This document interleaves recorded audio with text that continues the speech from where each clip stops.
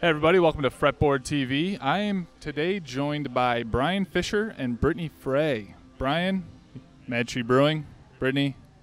Well, I'm going to start that over. I already messed it up. I know better. I mean, March First, Madtree. right? All right. We're cold starting that one over. I'm just going to let you say where you're from, actually, is what I'm going to do.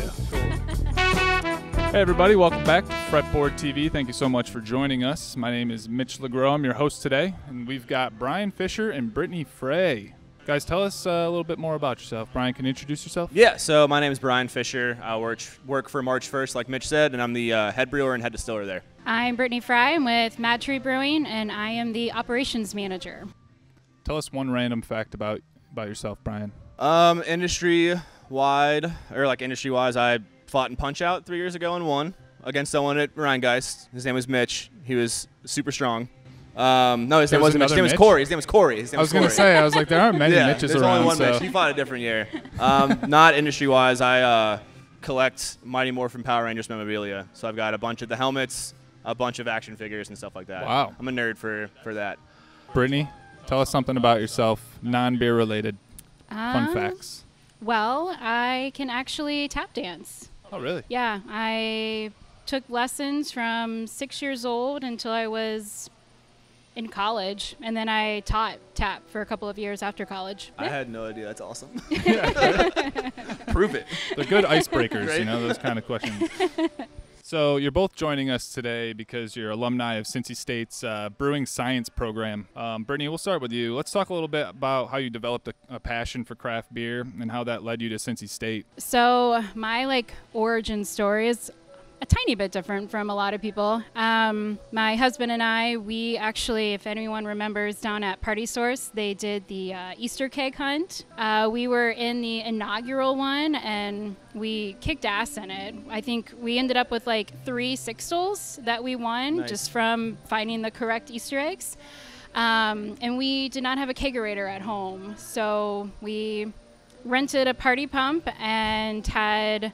Oh man, it was 3 Philosophers from Omegang. Wow. Nice. It was a big awesome. beer. Yeah. I'm a big Omegang fan too, being from New York. So we just had this impromptu party in our friend's front porch down in Oakley, and then we still had 2 sixtels left. So we're like, oh, what the hell do we do with this? So we borrowed a friend's kegerator, and then we decided, let's brew our own, because that's probably going to be cheaper. Sure. It's not cheaper in the beginning, for sure. Yeah, then you get all the toys and stuff, right? Yeah, exactly. So then we started home brewing back in 2014 and just kept developing our system and making it work for us. Then in 2017, I decided I wanted a career path change, and Cincy State had their program. I didn't know anyone in the industry, but I knew I wanted to be in craft beer, so I thought it was a good move to be competitive as a resume builder and to actually know what the hell I was talking about. So I started the program. Wow. Bryan, tell us more about you. So I worked in the restaurant industry before I kind of got into the brewing industry. I worked for Dewey's Pizza, actually. I was an assistant kitchen manager there for a while. I worked front of the house for a while as well. I actually was in the same boat, kind of figuring out what I wanted to do moving forward. And I went to Cincinnati State to look at enrolling in their culinary program, and that's when I figured out they had the Brewing Science program. So I kind of knew that I loved craft beer. Dewey's always had an awesome draft list when it was between local and regional breweries. And I kind of went into the program not knowing if I wanted to do taproom management or sales or production. And then within the first class, I knew that I kind of wanted to do production. With being culinary interested and whatnot, I mean, there's a lot of science in the food world. There's a lot of science in cooking, and there's a lot of flavor profile and whatnot. So it kind of just made sense, and got a job at March First as a bartender and kind of forced my way into the back and rode up from there. What year was March First in when you started as a bartender? Their first year? Yeah, so they opened March 1st of, I think, 2017 it was. And I started. That sounds right, yeah. Yeah, and I started that July as a bartender. Okay. And then we had our original head brewer, he got injured, and they're like, we need help now. So I kind of It was a luxury for me and a horrible thing for him. But yeah, I ended up. Was that Shay? Yeah. Okay. He ended up slipping in the back, and we have Letna fermenters for our ciders, and he ended up cutting himself. Wow. So he was only out for a little bit, like half a week or something, but enough for you to get your foot in the door. Yeah, they're like, yeah, why don't you come in and clean kegs or something? So yeah. So were your focuses different when you were at school? I mean, you just kind of touched on what you were doing.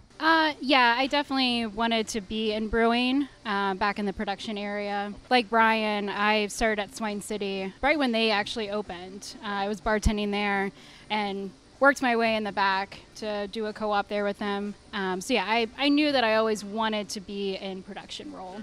A lot of people just need a foot in the door when it comes to an entry-level position, and that's usually how people get it, I feel like. Yeah, it's a good way to show your work ethic, right? Yeah, absolutely. So what were some of the biggest challenges in the program? And are there any common misconceptions incoming students might have? I can go first.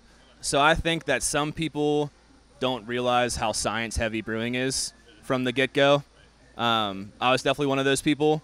I enjoy that kind of stuff, so it kind of made it more interesting for me. But I think that some people don't realize, especially with the program, we obviously brew a lot in class. We have a small Sabco half-barrel system. But when it comes to the actual lectures and whatnot, it's super microbiology, chemistry, and whatnot heavy. So as Cincinnati's beer scene continues to blossom, more breweries open up. I mean, we were just talking about a lady who was looking to open up another brewery. Oh, right? yeah, we're talking about that. Yeah. You weren't here, but some woman just walked in with the Finneytown bowling alley project that you may have seen. Oh yeah, it's very cool. 47,000 square foot building that they're looking for a brewery to fill. Yeah, just fill this space. How has that impacted the brewing science program? I mean, the growth of the program, for instance. There are more students enrolling. Does it make teaching easier to have so many connected breweries and people to come in and help teach, essentially? You joined the program when, Bryan? What year? 2017 or 2018, I think. Right. 2018, maybe. So have you seen, exponential growth each year? Yeah, no, absolutely. And I've definitely seen, different rotations in the sense of professors and, teachers. And I think that it's definitely helped, especially when it comes to before COVID, being able to go on tours and doing going to Rhinegeist, for example, and seeing stuff, or going to Braxton, for example, and seeing stuff. I think it's definitely grown. And I think now that craft beer it's been big in Cincinnati, but it's becoming more publicly big, maybe, that there's definitely more people that are aware of the program just in general. I think it's definitely helped with the quality of beer that we're putting out in Cincinnati too. Not that we weren't putting out good beer originally, but it's definitely just keeping up and pushing us to make sure that we are putting out good liquid throughout, because we're putting more knowledgeable people in spots. So your individual paths in the industry are a little bit different. Tell us about the first moment in your professional lives that made you feel like you were headed in the right direction. Probably my first Women's Day beer that I did at Swine City. We used the Pink Boots Hot Blend, and the owner, Dan, challenged me to make a variant of it. And so I did a tropical IPA, and then the variant was coconut and lime added to it. He just said, build the recipe. I'll double check it. I'll look over it, make sure you didn't make anything too astronomically incorrect. And it came out great. It sold out super quick. So that was my first okay, I can do this. Yeah, that's a great feeling for sure. Yeah, absolutely. Yeah. My story is somewhat similar to that too. I used to come in on the weekends and use March 1st as a test batch system to brew just for fun and kind of get more experience. I remember I did a pickled ginger goza, the pickled ginger you get with sushi. Oh, wow. And it was just a kettle sour. But it ended up being obviously it only has 15 check-ins on Untapped. Right. But as a young brewer, it was one of our highest rated beers on Untapped. And oh, really? Yeah, and I was super excited for it. It ended up being really, really good. And it was kind of one of those weird, quirky kind of flavor things that I was successful with. So it was interesting to say the least. Knowing the guys over there at March 1st, it's I hear about all your quirky, weird ideas constantly. Yeah, we always do our cider festival and our stout festival every year, and they let me get one or two super weird variants. Tell the people that are watching this some of the weird stuff that you've done at those festivals. Our everything bagel imperial stout is still one of my favorite. It tasted like a lot of garlic, but it was good, dude. I remember that one. I was like, oh man, I love garlic. Right. This is weird in a beer, but yeah, it's good. You want to drink 4 ounces. It was all the novelty. That was the whole part of it, right? You drink 4 ounces, it tastes like what it says it is, and you move on. Right. So what piece of advice would you give to incoming students that you would love to hear yourself before you join the program? I can go first on that one. Since I didn't really have a homebrewing background, I would say to kind of like jump in and really see what brewing is all about before you kind of take the leap. Get some homebrew experience if you can, or at least, you know, hop on somebody else's homebrew day that already has equipment and whatnot. I just think it would help a long way when it comes to just vocabulary as like, you know, mashing in or dry hopping, stuff like that, or some people might not know what it is. It kind of just helps get a little bit of a backbone more. I would say trust yourself. You know, there was a lot of, during especially my first year, where it was kind of just that self-doubt, like, did I make the right decision? Is this really where I want to take myself in my next career path? And I really wish I just would have trusted myself more. You know, trusted myself in that I knew what I was talking about. You know, I felt more confident to ask the correct questions, right, so you can keep those engaging conversations going in class. All right. Cool. It's intimidating, right? Like, yeah, I mean, there's so many people around you that know a lot. Yeah, yeah, exactly. So it's one of those things where it's like, just trust yourself, just do it. For sure. Awesome. So your current positions in your respective breweries are pretty prominent and sought after. What would be the pinnacle, though, for you as an individual within the industry? I mean, every brewer, especially on like a large scale, wants to win some hardware. So I think putting some GABF medals away or something. Or if like you're in a place like Madtree or even March First, you know, having a product that really catches on that could be seen as regional or something, right? Or get some recognition for, just in general. So I'm curious on the GABF medal winning side of things, what style of beer would you be most proud to brew a GABF gold medal winning beer? Belgian beer. Belgian. Across the board. Yeah, if I could medal on a Belgian category, I mean, sweet. It's one of the most traditional and hardest styles to brew. I think it would definitely make me super happy. Totally. I'm kind of in the same boat as Bryan. You know, with working at Madtree, I would love one day to have one of my recipes in a 6-pack and look at the Kroger shelf and be like, I made that. I think that would just be super great to see. Totally agree with the medal. Like, you literally took the words out of my mouth. We were just very on the same trajectory. Right. No, I think a medal at JBF would just be perfect. What was the last craft beer that you had that truly made you think, like, holy shit, this is a mind-blowing beer right now? For me, and it's not just because Brittany's here, this year's Citra High was, like, super great. This year's Citra High? Yeah. Oh, I mean, it's been great in the past, too, but phenomenal. I was at Party Source on Saturday with my cousin, and I almost bought Citra High, and I didn't, and I should have. And then also, I've had this beer a couple of times, but it's called The Ties That Bind by Jackie O's. Okay. It's a sour beer that's like fermented for 2 years in red wine barrels. It's like super white grape and like peach forward and subtle funk, like enough of that like barnyard funk, but not. Is that a canned product or is that a limited like a bottle? bomber. Oh, bomber. Yeah. Cool. They have it at like both the BCs always. Okay. It was like a collab with Crooked Stave, I believe, for like someone's wedding. But if I see it and I'm in the mood for a sour beer and like a bougie sour beer, it's usually one that I grab. Yeah, cool. Yeah. So we just put it on tap, and I wasn't 100% sure if I'd like this beer, but it's called a Safety Falcon. It's a dark Mexican lager, and with that like lime wedge in it, it's it's perfect for this time of year. That sounds awesome. Can you tell us what a dark Mexican lager means? So it's just a little bit more like a hint of roasty malts in it, but not overpowering. It's kind of like a Negro by Modelo. Gotcha. Yeah. Perfect. Non-Madtree beer. I've had it before, but I love this beer. Serendipity by New Glarus. Oh, yeah. I just had some more this weekend. Like every now and then a bottle finds its way to me, and it's the best day ever. For sure. So let's skip over to music real quick. Some music questions. What was the first piece of music that you remember hearing as a kid that had an impact on your life? So mine's just a big nostalgia thing. My older sister always used to blast Third Eye Blind.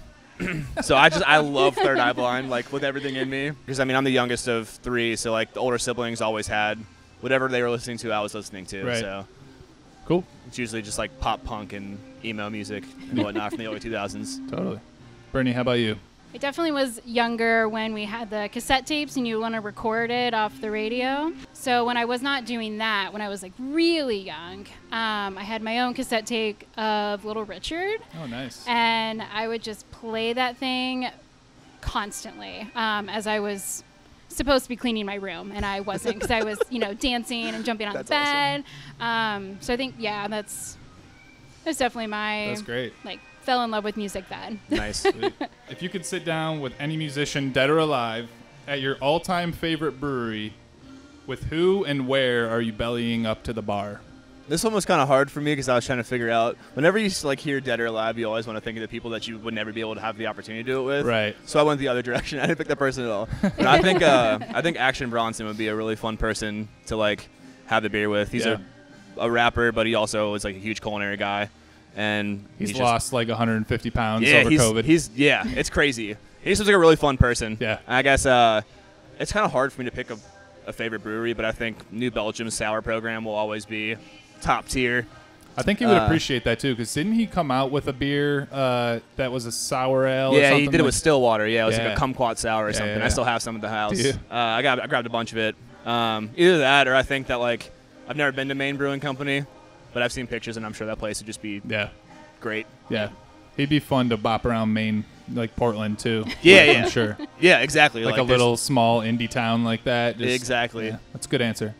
Brittany, how about you?